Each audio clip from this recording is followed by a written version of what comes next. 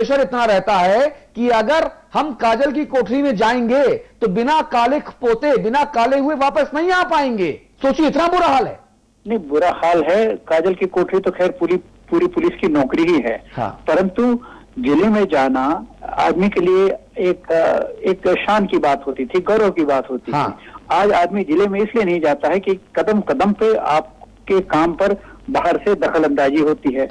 और यहाँ तक कि पैसे की उगाही भी आपकी जानकारी में थानों से होती है। कुछ एमएलए लोगों ने ये अपना अधिकार समझ लिया है कि अगर तुमको थानेदार बने रहना है तो हर महीने हमको इतना पहुंचाते रहो। वो कहाँ से पहुंचाता रहेगा? उसके पास कोई गोल्ड माइन तो है नहीं, वो भी किसी और से उगाही करके आपको देगा। तो देखिए, पिछले 10 वर्षों में उत्तर प्रदेश का प्रशासनिक तंत्र एकदम राजनीति से दूषित, प्रदूषित, एकदम भ्रष्ट हो गया है। एकदम भ्रष्ट हो गया है। आज की तारीख में आईएएस अफसर कुछ ऐसे हैं जिनको मैंने अभी चीफ सेक्रेटरी से कुछ दिन पहले मिला था। मैंने कहा था फला फला आईएएस अफसर तो एक माफिया है आईएएस की वर्दी में। इसी तरह मैंने कहा कि कुछ आईपीएस अफसर हैं जो मतलब एकदम आपराधिक तत्व हैं, उनको नौकरी से निकाल दिए जाने लायक। जी। तो इनके खिलाफ आप कार्रवाई करिए। ये मैंने मुख्य सचिव से अभी कुछ दिन पहले ही कहा। हफ्ता भर भी नहीं हुआ। तो ये ऐसा क्यों हो गया है? ऐसा क्यों बिगड़ गया है? क्योंकि जब हमारे राजनेता ही ये चाहते हैं, जब राजनेता पैसे की वसूली कर रहे हैं तो वो पैसे की वसूली अपने इन्हीं अधिकारियों के द्वारा कराते हैं। सिंह साहब, मैं कुछ ऐसे कप्तानों, मौजूदा एसएसपी और एसपी के नाम जानता हूं, मैं यहाँ पे लेना नहीं चाहता, जिन्होंने व्यक्तिगत तौर पे, जो मेरे मित्र हैं, जिन्होंने व्यक्तिगत तौर पे मुझसे कहा कि मैंने कहा आइए चाय पीते हैं भाई साहब, कहाँ जा रहे हैं? तो अरे बोला कुछ नहीं यार, ये टिकट कराने हैं, एमएलए साहब की बिटिया आ रही है, एमएलए साहब की बुआ जी आ रही हैं, सांसद जी का छोटा भाई आ रहा है, होटल बुक करवाना है, टिकट बुक करवाना है। अरे इस देश का शार्प ब्रेन आईएएस आईपीएस क्या इस काम के लिए रह गए हैं? अब देखिए, इसमें दो अधिकारियों की भी कमजोरी है। अधिकारियों की भी कमजोरी है और नेताओं की लूट खसोट दोनों अपनी जगह है।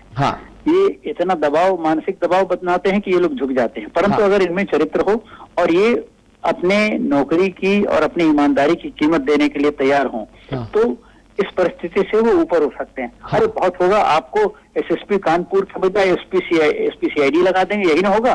तनख्वाह तो आपकी नहीं जाएगी। तनख्वाह तो आपकी नहीं जाएगी, पर मुश्किल यह है कि हमारे कुछ अधिकारियों में ये इतनी कमजोरी हो गई है। इतनी, और वो जैसे जिसको कहते हैं पुलिस की भाषा में या चलता हुआ भाषा में, नॉन वेजिटेरियन पोस्टिंग ही उनको चाहिए, जहाँ खाने पीने का हिसाब हो। और जब ये आदमी की मानसिकता हो जाती है, ये कमजोरी हो जाती है, तो नेता भी उसका पूरा फायदा उठाता है। आज की तारीख में नेता भ्रष्ट हो चुका है, प्रशासनिक तंत्र एकदम भ्रष्ट हो चुका है।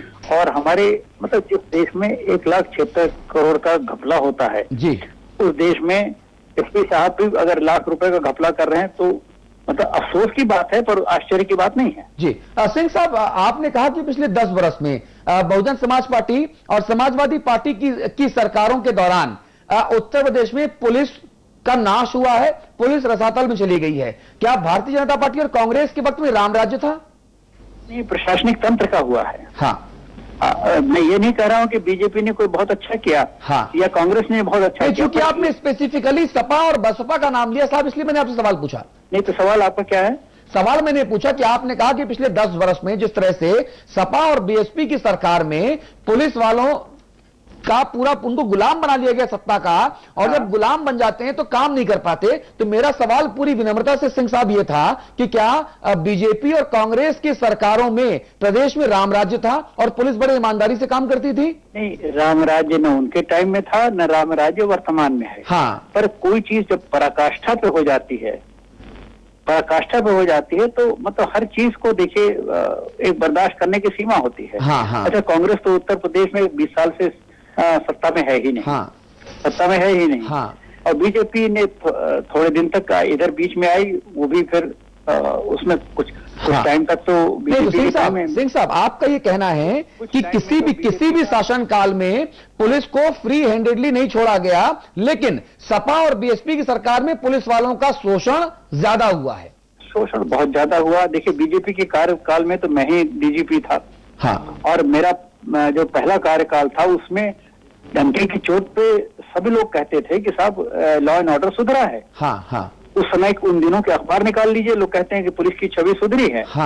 और उस समय के मुख्यमंत्री डंके की चोट पे कहते थे कि हमारा मतलब हमारा लॉ एंड ऑर्डर इंप्रूव हुआ था, सब लोग उसको मानते थे। ठीक है, ये दूसरी बात है कि जब कल्याण सिंह दोबारा आए तो हालात एकदम बिगड़ गए। चलिए, उनको भी सत्ता का नशा लग गया। और सिंह साहब आप रहिएगा इस वक्त हमारे साथ। सुभाष मिश्रा जी मौजूद हैं, आप वरिष्ठ पत्रकार हैं, आप इंडिया टुडे के उत्तर प्रदेश प्रमुख हुआ करते थे, आजकल आप न्यू इंडियन एक्सप्रेस के उत्तर प्रदेश प्रमुख हैं। मिश्रा जी मुझे बताइए, एक के बाद एक जो वर्दी वाले गुंडे हैं, जो खाकी है, वो शर्मसार इस कदर हो रही है कि अकेले उत्तर प्रदेश में 300 पुलिसकर्मी अलग अलग अपराधों की सजा जेल में काट रहे हैं। ये क्या इस पर टिप्पणी देना चाहेंगे? नहीं, देखिए मैं साहब एक चीज पूरा याद दिलाना चाहूंगा कि लीडरशिप पे काफी कुछ डिपेंड करता है। हाँ। उत्तर प्रदेश की पुलिस डीजीपी जैसा रहेगा वैसे पुलिस परफॉर्म करेगी। हाँ। आज से इसके अगर आप पहले देखिए 80 के दशक में, 70 के दशक में ऐसा कभी नहीं हुआ। हाँ। लेकिन इधर आप पिछले 90 के दशक में देखिए और उसके बाद अब जैसी जितनी घटनाएं बढ़ती चली जा रही है। हाँ। थानों में महिलाओं का जाना बिल्कुल असुरक्षित है, कोई बच्चा या महिला वहां जाने से डरता है। इवन नहीं, और जो महिला जाती है दरोगा जी पकड़ के बलात्कार कर लेते हैं। तो ये तो बहुत शर्मनाक घटनाएं हो रही हैं। जैसा भी आप प्रकाश सिंह जी से बात कर रहे थे। हाँ। ये बात सही कि प्रकाश सिंह के बाद से मुझे नहीं लगता कि उत्तर प्रदेश में कोई ऐसा प्रभावशाली डीजीपी आया हो जिसने ना कि पुलिस को गाइड किया हो। हाँ। बल्कि उन्होंने अपराधी तत्वों को पुलिस से बाहर करने की जहमत, उन्होंने प्रकाश सिंह ने कैंपेन भी चलाया था कि जो पुलिस में इस तरह के दागी लोग हों, जो सस्पेक्टेड लोग हों, जो ब्लैक शीप हो पुलिस में, उनको वहां से निकाला जाए। अब पुलिस वालों में इसलिए डीजीपी में हिम्मत नहीं होती कि आप देखिए कि उत्तर प्रदेश थानों की पोस्टिंग चीफ मिनिस्टर के वहां से होती है। थानों में पोस्टिंग जो है जिलाध्यक्ष, रूलिंग पार्टी जिलाध्यक्ष कराता है। डीजीपी डरता नहीं, डीजीपी अब डमी हो गया है। ये सारी चीजें रिफ्लेक्ट करती हैं पुलिस की फंक्शनिंग पर और सरकार की फंक्शनिंग पर। ये जो घटना इतने सालों से बढ़ती चली जा रही है, आप जैसे आपने कहा कि आप देखिए कि 300 पुलिस वाले दागी उत्तर प्रदेश में। आप यही क्यों, आप इसके अलावा देखिए कि अभी जो पुलिस का जो फिजिकल टेस्ट होता है उसमें पुलिस वाले क्यों फेल कर जाते हैं। 10 पुलिस वाले रेस में, जब उनको अभी देखा कि कांस्टेबल से उनका इंस्पेक्टर में प्रमोशन हो रहा था, 10 पुलिस वाले रेस में उनकी डेथ हो गई। ये उनकी फिजिकल फिटनेस है, कोई ये सब चीजें को देखने वाला है? एक बात। दूसरी बात यहाँ पे मैं ये भी कहना चाहूंगा कि आप ये देखिए कि पुलिस वालों की, खासतौर से लोअर रैंक पुलिस वालों की रहने की कंडीशन क्या है। आप उनको देखिए थानों में क्या स्थिति है, बैरक्स नहीं है, उनके ऊपर की ओवी ओवर स्ट्रेस है, इस बात को देखना पड़ेगा। जी सुभाष मिश्रा जी, इसमें मैं एक वाकया जोड़ना चाहूंगा जी। गाजियाबाद में एक कप्तान हुआ करते थे, थोड़ा पुराने वक्त की बात है। तो उनसे हमारे किसी मित्र ने कहा, उनके फादर यहाँ गाजियाबाद पुलिस में इंस्पेक्टर थे जी। तो उन्होंने कहा कि ये थाना इनको नहीं मिला, आप पैरवी कर दीजिएगा। तो मैंने जब उनसे कहा एसएसपी से कि भाई देख लीजिए इनको कहीं थाना मिल जाए, तो उन्होंने मुझसे कहा कि साहिबाबाद और लोनी छोड़कर। तो मैंने रहस्य जानना चाहा, तो उन्होंने कहा कि ये दोनों, एक मुख्यमंत्री थे जो उस समय, उन्होंने कहा ये उनके बेटे के द्वारा तय होते हैं। अच्छा, यहां के थानेदार मुख्यमंत्री का बेटा तय करेगा जी। अब बताइए, जिस प्रदेश की स्थिति ये हो वहां आप उस थानेदार से अपेक्षा करेंगे वो कानून का शासन लाएगा? प्रकाश सिंह जी, मैं आखिरी रिएक्शन के लिए आपको बताना चाहूंगा। मुझे बताइए, ये सारा जो तमाशा है, जो पॉलिटिकल दबाव है, आपके जमाने में, जैसा सुभाष जी भी कह रहे हैं, उस वक्त इंडिया टुडे के लिए लिखा करते थे, सुभाष मिश्रा कह रहे हैं कि आपके बाद पुलिस व्यवस्था वो चरमराई है, यानी आप वो सबसे मजबूत स्तंभ थे उस वक्त के, जब व्यवस्था को आप पुलिस सुधार से जोड़कर देखा करते थे। अब ये व्यवस्था कैसे लागू हो? देखिए, व्यवस्था तो अब इसीलिए जो पुलिस सुधार संबंधी सुप्रीम कोर्ट ने आदेश दिए हैं, उसमें जैसे डीजीपी के चयन की प्रक्रिया निर्धारित की है। जैसे अभी एक विद्वान वक्ता ने कहा कि अब कमजोर डीजीपी तैनात हो जाते हैं। होता यह है कि अब जब कोई नई पार्टी सत्ता में आती है तो वो ये ढूंढते हैं कि कौन डीजीपी हमारे कथानुसार, हमारे इशारे पे काम करेगा, तो उसका चयन कर देते हैं। अब उसकी सत्यनिष्ठा कैसी हो, इससे उनसे कोई मतलब नहीं। उसमें लीडरशिप क्वालिटी है कि नहीं, इससे उनसे कोई मतलब नहीं। इसलिए सुप्रीम कोर्ट ने जो 6 निर्देश दिए हैं राज्यों के लिए, उसमें एक निर्देश यह है कि डीजीपी का चयन कैसे हो। ठीक है, चयन तो मुख्यमंत्री ही करेगा, ठीक है, पर चयन उसका एकदम आर्बिट्ररी नहीं होगा। 3 आदमियों का पैनल उसको दिया जाएगा जो यूपीएससी चुन के देगा कि साहब इन्हीं तीनों में से आप चुन सकते हैं। और ऐसा सोचा गया कि अगर तीनों, जैसे 18, 19, 20 वाले हैं, तो अगर 20 के बजाय उन्होंने 18 को भी चुन लिया तो भी वो काम करेगा, रिजल्ट कुछ न कुछ तो आएगा ही अच्छा जी।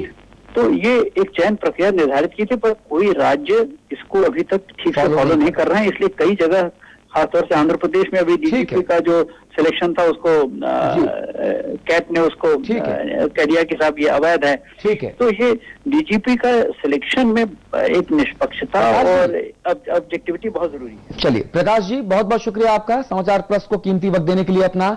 और हम गुजारिश करेंगे आपसे कि कभी हमारे स्टूडियो आइए, आमने सामने बैठ के और बहुत सारी बातें करें, क्योंकि ये बहुत महत्वपूर्ण मुद्दा है, जिस मुद्दे पर आप जैसे ईमानदार और फोकस्ड व्यक्ति की जो राय है वो शायद इस पूरे तंत्र को सुधारने में बहुत जरूरी, बहुत अहम साबित हो। बहुत बहुत शुक्रिया आपका सुभाष मिश्रा जी, आपका ही बहुत धन्यवाद। उम्मीद यही करेंगे कि जो 300 पुलिसकर्मी अलग अलग अपराधों की सजा जेल के भीतर काट रहे हैं, यह संख्या आने वाले दिनों में कुछ कम हो।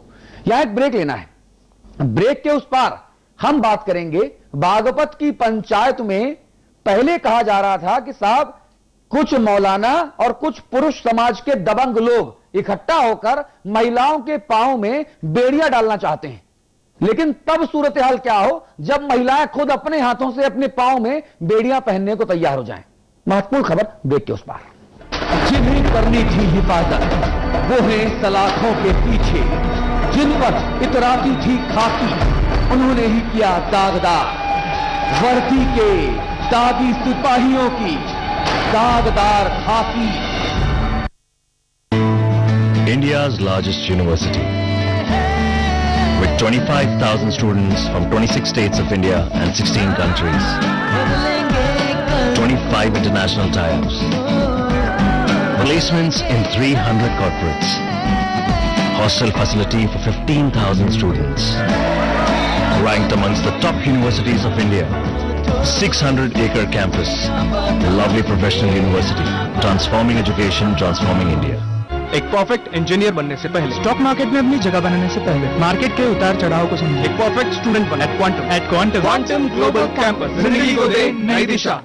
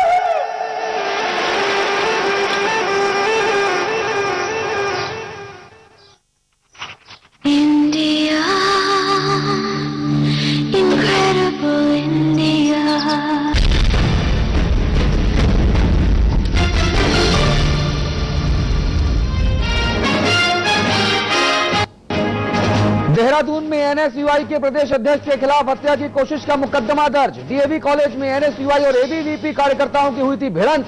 एनएसयूआई प्रदेश अध्यक्ष पर फायरिंग का भी आरोप। रुद्रप्रयाग में यात्रियों से भरी बस खाई में गिरी, ड्राइवर समेत 5 यात्रियों की मौत, 6 यात्री गंभीर रूप से घायल। कैबिनेट मंत्री मोहम्मद आजम खान ने मायावती सरकार पर लगाए सनसनीखेज आरोप। कहा मेरा एनकाउंटर करवाना चाहती थी माया सरकार, जान से मारने के लिए पीछे लगा रखी थी स्पेशल टीम। मऊ के घोसी कोतवाली में 14 बच्चों के खिलाफ बलवा का केस दर्ज। ग्राम प्रधान की तहरीर पर बिना जांच किए बच्चों को बना दिया गया बलवा का आरोपी। मुजफ्फरनगर की युवतियों ने किया बागपत की पंचायत के तालिबानी फरमान का समर्थन। युवतियों की पंचायत ने लिया जीन्स और मोबाइल फोन के बहिष्कार का संकल्प।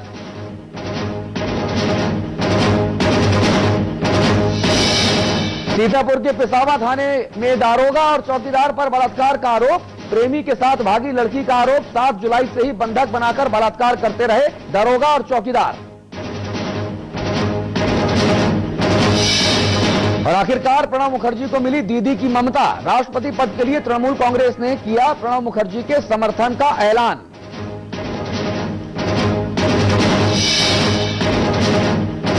आपके तुगलकी फरमान के बाद अब महिलाओं का ऐलान। पर्दे में रहना ही आखिरी निदान। नहीं पहनेंगी जीन्स, ना करेंगी मोबाइल पर बात, क्योंकि इन्हें है जंजीर से मोहब्बत। और अब बात करेंगे महिला खाप पंचायत के नए फरमान की, जिसके जरिए महिलाओं ने 4 दिन पहले बागपत के उस कबायली फरमान को अपनी मंजूरी दे दी है। यानी महिलाओं ने उन बंदिशों को मंजूर कर लिया है जिसके तहत वो ना तो बाजार जा सकती हैं और ना ही मोबाइल फोन का इस्तेमाल कर सकती हैं।